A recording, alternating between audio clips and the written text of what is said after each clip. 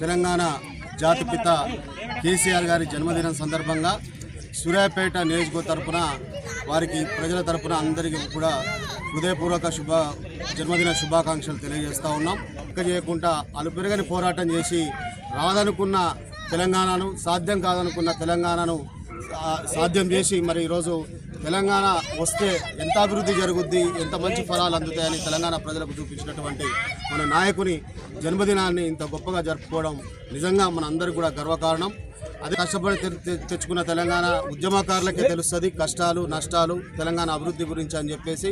అధికారం కేసీఆర్ గారే మీరే ఉండాలి, మీరే పరిపాలించాలి తెలంగాణ రాష్ట్రాన్ని అని చెప్పేసి మరి తెలంగాణ టీఆర్ఎస్ పార్టీకి కేసీఆర్ గారికి అధికారాన్ని అప్పచెప్తే మరి ఈరోజు భారతదేశంలోనే తెలంగాణ అగ్రగామిగా నిలిపిన ఘనత మన కేసీఆర్ గారిది.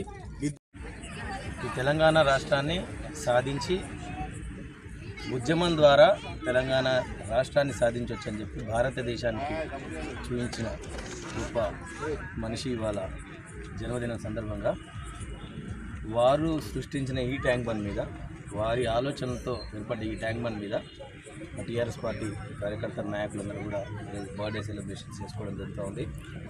వారికి సూర్యాపేట నియోజకవర్గం నుండి జగదీష్ రెడ్డి గారి తరఫు నుండి వారికి జన్మదిన శుభాకాంక్షలు తెలియజేస్తూ ఉన్నాం. రాష్ట్రం 2014 తర్వాత తెలంగాణ రాష్ట్రం తేడా ఏంది అన్నది ప్రజలు మొత్తం చూసిండ్రు. మొన్న చేజారిపోయి మళ్ళీ తెలంగాణ రాష్ట్రాన్ని కేసీఆర్కి అప్పగించాలన్న ఒక ఆలోచనతో ప్రజలు ఏదైతే నడుస్తుందో, తెలంగాణ రాష్ట్రంలో కేసీఆర్ ఆనవాళ్ళు లేకుండా చేస్తానని చెప్పి కాంగ్రెస్ నాయకులు పలికిన మాటలకి ఆనవాళ్ళు లేకుండా చేస్తామంటే వాళ్ళ మీనింగ్ అయితే వాళ్ళకి తెలుసో లేదో తెలీదు.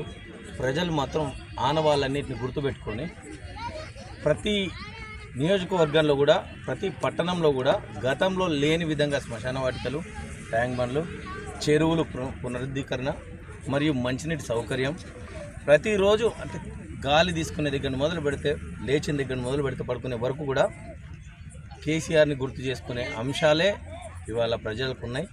వాటి ఆనవాళ్ళని చేర్పడం ఎవరి తరం కూడా కాదు. కేసీఆర్ ఇంకా 100 సంవత్సరాల తర్వాత కూడా 2014 తెలంగాణ రాష్ట్రం ప్రజలందరికీ గుర్తుందని చెప్పి తెలియజేసుకుంటూ మరి ఒకసారి కారణ జన్మకి జన్మదిన శుభాకాంక్షలు తెలియజేస్తాను.